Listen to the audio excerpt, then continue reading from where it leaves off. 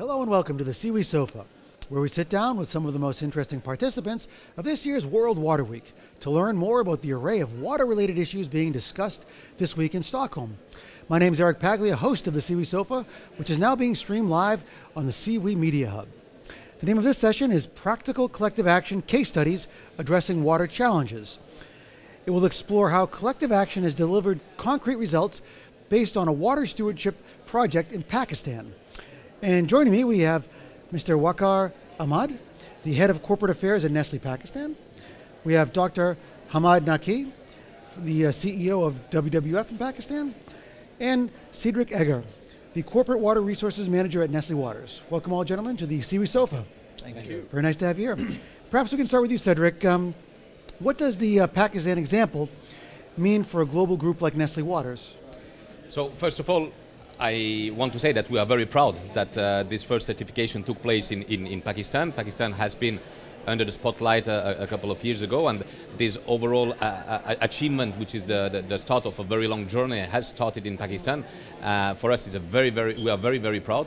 And of course, this is one of the examples that actually is feeding and improving also our knowledge in this area. And what we want is definitely to duplicate this in other areas by learning while applying it. And it's really a big proud of having started this in Pakistan. We talked a lot about water certification in the previous Siwi Sofa session. Perhaps you can just give a quick recap what that's all about for Nestle. Yes, so this certification is just the illustration, or as it is said, the certification of a very long process and a mindset actually that needs to be applied in all of our factories. Definitely each and every site that we've got worldwide, we have more or less 100, is different, and the water stewardship certification or approach or mindset is really allowing to adapt and to customize or to tailor the kind of response to minimize or to cope with the water challenges. And this is why this approach is absolutely relevant and useful, and I think very inspiring actually in each of the sites. This is really the idea. Waqar, perhaps you can describe the water challenges faced by Pakistan, and in particular for your Nestle factory in Sheikhupura. Thank you. See, Pakistan is a water-stressed country, so it's important to understand the whole context here, which means that the water levels are going down, and Sheikhupura is not really different. Pakistan is an agrarian economy, which means our focus is more on agriculture sector. And interestingly, unlike the rest of the world, 90% of our water is used in agriculture. Only 10% are used for other purposes, including industry, civic purposes, or any other purpose. So it's very much important that the water is saved when it comes on agriculture side. And Sheikhupura is predominantly an area which is surrounded by a lot of agriculture community as well. So it's an industrial state, but then if you go surrounded by a kind of area around this, is a agriculture economy also. So of course there are a number of tube wells there, and as 90% water used there in agriculture side, there's no control on the use of water.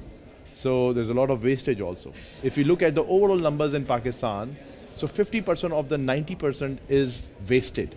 So there's high wastage involved in that. So, and Sheikhupura is no different. So there's the same kind of challenge coupled with others. So where there's a, I would say the quantity challenge, there's also a quality challenge of water is also there. So that's how we see that, there's a misuse of water is there. There's no control by the government. Industry is also there. So not all industry players are as compliant as good players are there in there. So that looks like the case of Sheikhupura. I think I would like to add what Waqar said. We also need to look into the dimension of climate change. Pakistan is one of the most vulnerable countries if you look at the impacts of climate change. We are not one of the major contributors, but we are one of the top, like 7th or 5th most vulnerable country, which means, as I think Waqar mentioned, if you look at the quantity of water, we are heading towards where there will be physical water scarcity. At the moment, different reports, they say that per capita water availability is around 1100 or 1200 cubic meter per person per year. Now, if it touches 1000, which means there will be, it's a water stressed physical water scarcity. The second thing is that the monsoon pattern or the rain pattern, they are also changing. And this is compounded by the fact that we have this kind of water bank up in the north Himalayas for all these countries in the region. It's India, Nepal, Bhutan, Pakistan, China. So now, if you look at that range, the Himalayas, Karakoram, and Hindu Kush, the glaciers, which is the third largest reservoir of snow, so they're melting.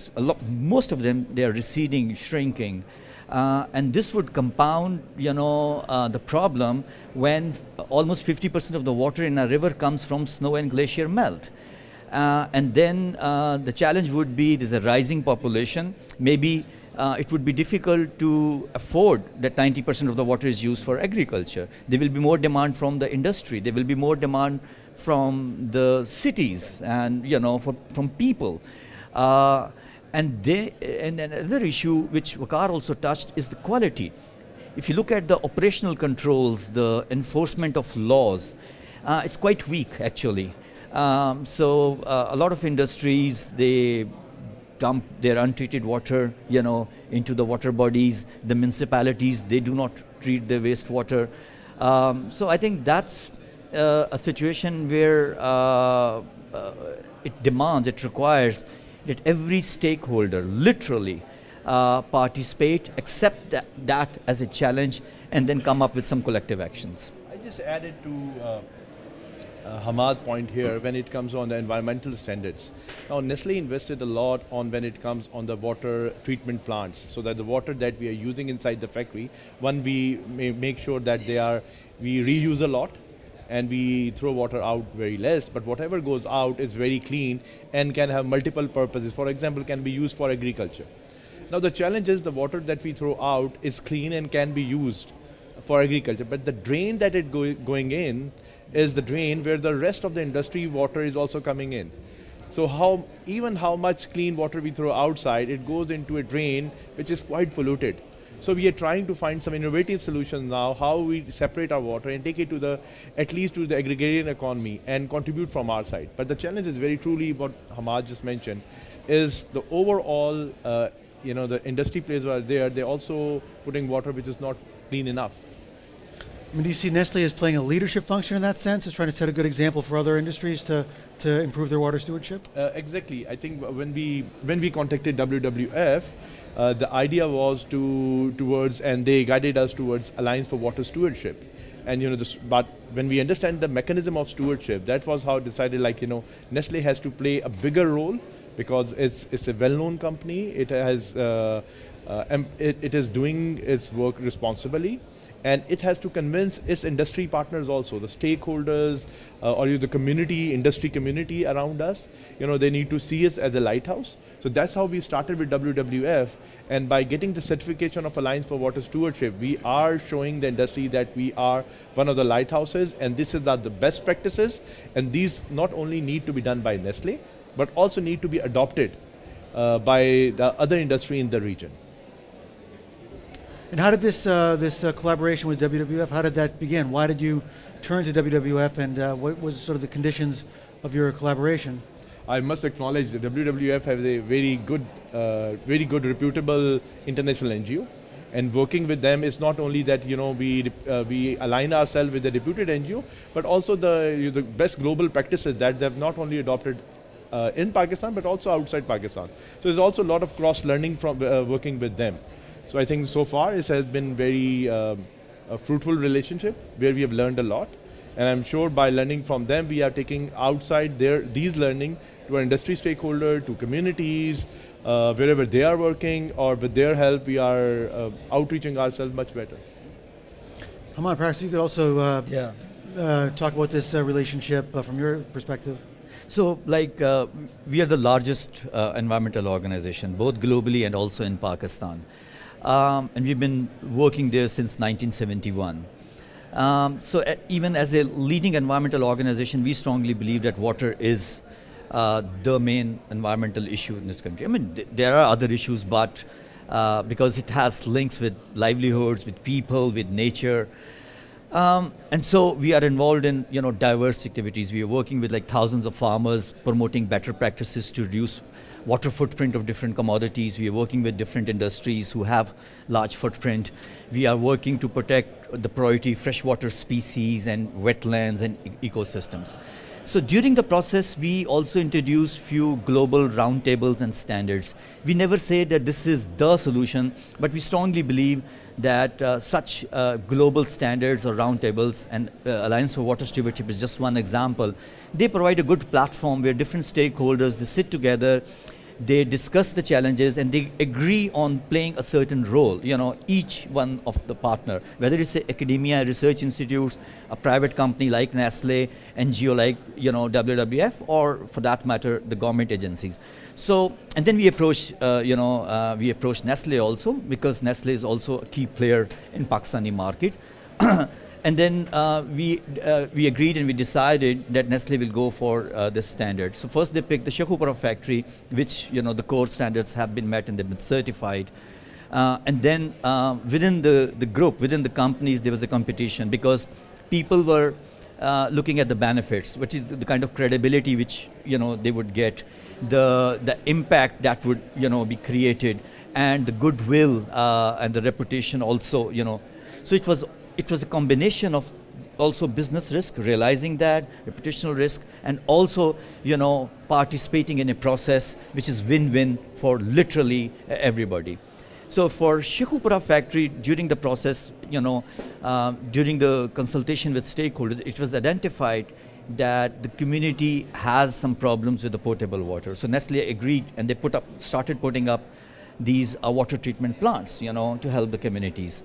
So that was just one concrete example. The second, I would say, if you look at their Islamabad factory, which is very close to a protected area, national park, which is a habitat of common leopard. So, and that's also, it's a catchment area, it's a watershed area to provide water for the people of Islamabad.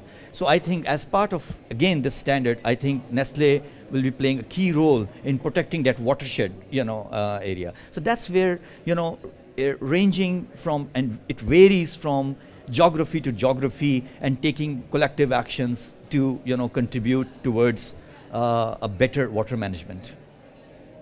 I think this is precisely where, if I can jump in, precisely where the power of this approach is really becoming so important, because as you just said, we have to fine-tune and to tailor the response to the local challenges. Yeah. And as I said at the very beginning, each site is absolutely different. In this case, the different challenges resulted in the implementation of water stations, on thinking about if it is possible eventually to replenish, to take advantage of the monsoon, the rainfalls that are coming during a very short period, and to recharge the aquifers, to try to evaluate what are the opportunities that are existing in this very specific site to really tackle the water challenges. And this is the power of this approach. Each site has his own problems, own stakeholders, own communities, so the farmers, the people from the local authorities, from other industrials.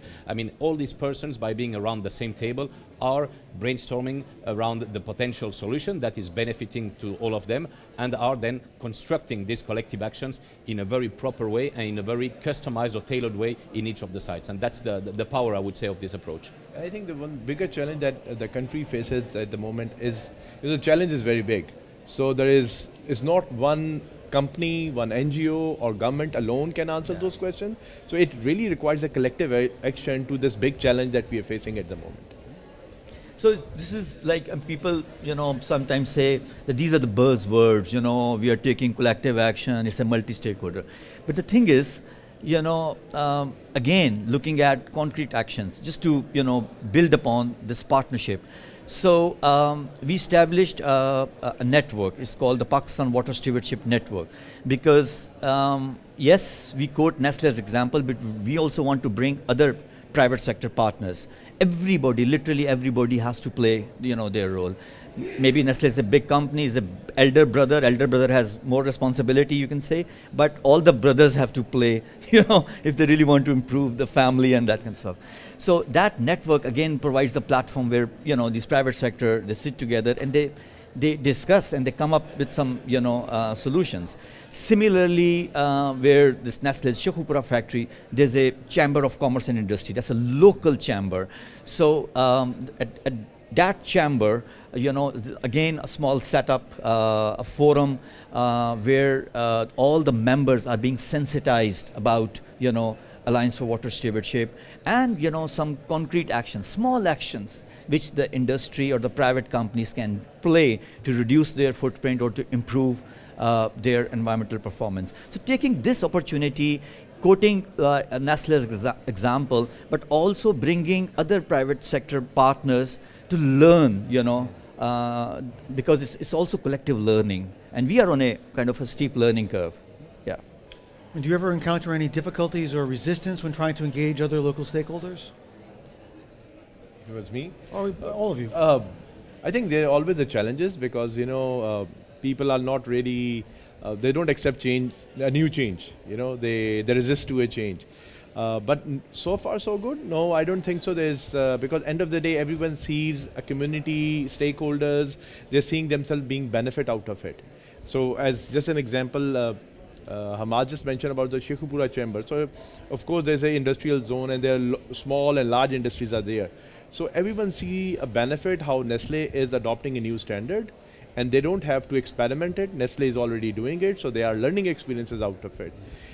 Similarly, as you said, we were working on the communities when it comes to the clean and safe drinking waters. But of course, with this engagement, we found it is more important to do that. Probably another challenge that we recently faced, not the challenge, but I was thinking during this process, that people are challenged with wash issues also. So it's not only clean drinking water issue which is people are faced in that region, it's a wash in other areas. So probably going forward, engaging with the communities, we play our role in some way to help them out on that also. Can you say a bit more about this initiative with trying to provide more clean drinking water and sanitation access? Yeah. I think clean drinking water is a big challenge for the whole Pakistan. Probably you have read this report a very recent report last week by Miami Herald. And they really segmentize the whole Pakistan, and they see how the water challenge is coming on, especially on the quality side. And there were really results which are mind-boggling, shocking, that water is not fit for human consumption. And luckily, Nestle has been very active on that before this partnership and after this partnership. So we have 3 water filtration plants in Sheikhupura region. Overall, we have 6 in the country, but 3 in the Sheikhupura region. And those plants are providing 30,000 people every day clean and safe drinking water on WHO standard, which is to make sure that people have at least access to that water. And again, that's one side of the thing. Wash another way. We're trying to help communities on the wash side, but we are not very active on that. Going forward, we'll be seeing how we can be active with our partners under this AWS process, because of course the challenge is so big. Again, as I said, we can't do alone. So we need other industry partners, we need government, we need local communities to be part of that whole exercise. Probably we start, but others need to help us and join us for that. And to proceed on this with the contact with the local communities, so again, would it be the farmers, the authorities, other industrials, or organization, fishermen, and so on? I would say that globally speaking, this first step of getting in touch with all these organizations is always received very, very positively. I mean, even if sometimes there is some kind of tense ambient at the very, very beginning, the only fact of getting close to the local stakeholders, whoever they are, is just by going to your neighbor and say, hello, my name is I'm doing here these activities, and I would like just to be with you and to talk about many different stories or topics that are taking place in this area. So globally speaking, I would say that always this first step of getting in touch has been received very positively. And then, of course, putting the fish on the table, as you say in English, is key, but then it's the real opportunity to talk about it, so to have the overall vision about the topic, and then to try to solve the issue, and to stay in good relation, and even to go beyond this, to trigger some what we call these collective actions that will solve or partially the potential issues that is taking place in any site. I think the genesis of this partnership is quite fascinating. So if I understand correctly, so WWF in Pakistan approached Nestle and brought on board AWS, created this partnership, and then this has now been transferred to other Nestle factories around the world. Perhaps, Andrew, you could talk a bit about how this experience helped inform other implementations of water stewardship? Yeah, so definitely it started to some extent in Pakistan, and they are the first one to be certified AWS in the Nestle world. We have just after Pakistan one and actually two American factories that have been certified. So we are very proud of this. But then globally speaking, we apply, first of all, we try to apply the mindset everywhere. It goes along this AWS certification process that needs to be applied in each and every site. And of course, in this case, as this is a continuous improvement process, if I can say so, from each of the sites, we really learn a bit more. And again, we can take advantage of what has been learned on one side, be inspired by this, and maybe accelerate even further the application of this standard that remains really a standard, an official standard, to go beyond, to go quicker or deeper, and by applying it to be better in terms of results. And I think that this is, at the end of the day, the most important, is to try to get to concrete positive impact. And this is what all the standard is talking about, actually, to get to real results. So this is why we want to go everywhere, taking advantage. I would say that here the size of our company is also helping, because we want really to take all the good things for here and there, and then to take advantage of this knowledge to apply it even deeper or bolder in the other sides. What I will add here, I think the biggest learning that we have with this whole AWS process, that is not only focusing inside the fence, so inside the factory, but also working outside the fence also. And when we talk about outside the fence, is going into your real value chain, your supply chain. So we already have a large number of farmers that we work for the milk collection process. So we, when it comes to on the water saving or reduced use of water, so this whole AWS process make us learn, reach out to your stakeholders, which are relatively far from you, so not around the community only. And so we are working with them on new initiative like drip irrigation, which we are trying to reduce use of water on the farming practices, making sure that the water that they use, or the fertilizer they're using, they are able to reduce cost of their cost for the production of the fodder, so that because the major cost for milking animal is fodder. So if they reduce the cost of the fodder, that's really make a big impact on their profits. So it's really getting livelihood out of that. So that's, I think, the biggest learning: going out of the fence, going into the value chain, see what are the challenges, and trying to work with your stakeholders and finding solutions.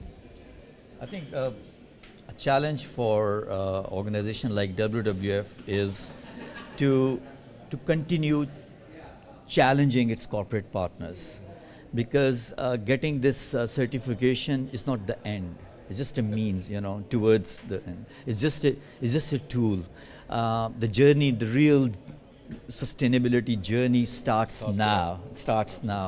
And then, so when I say challenging them, really coming up. And as a science-based organization, whenever we approach our corporate partners, we talk about science, we talk about facts, we talk about data, we talk about concrete solutions, and we also do understand that it's also important to have a business case. So what is the business case, for taking these actions? Because if I also strongly believe if there isn't a business case, then most of the sustainability intervention and actions are not sustainable. They are time-bound, they are project-based, project is over, intervention is over.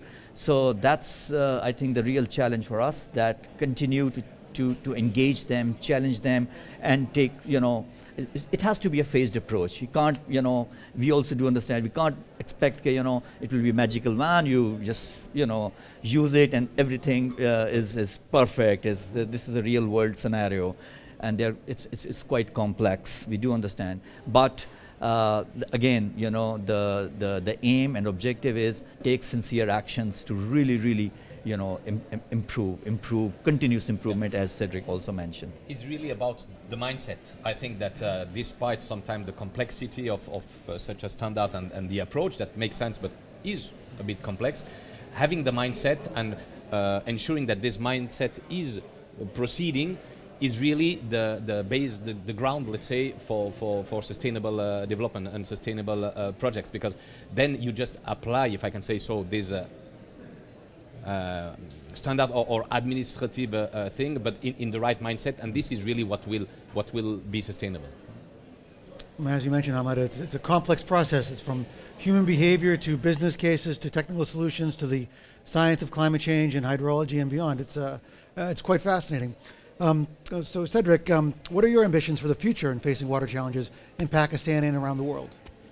So definitely, as Ahmad said, in Pakistan, it's the beginning of this journey. So many things will have to be continued in this sense. But as I said before, globally speaking, we want to apply, and we are in the process of applying this customized standardization everywhere.